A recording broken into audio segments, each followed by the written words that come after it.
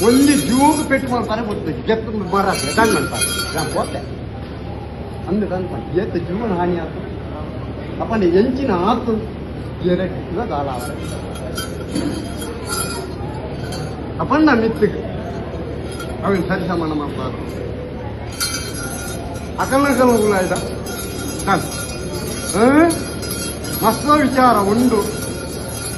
ಬ್ರಹ್ಮಕಲಶದಾದಾಗ ನಾನು ಕಾಲಿಗೆ ಹಾಕಿ ಲೆಪ್ಪಲೆ ಬಣ್ಣಕ್ಕೆ ಹಾಕೊಂಡು ಲೆಪ್ಪರೆ ಬುಡ್ಜಿಯಾರೇ ನಾನು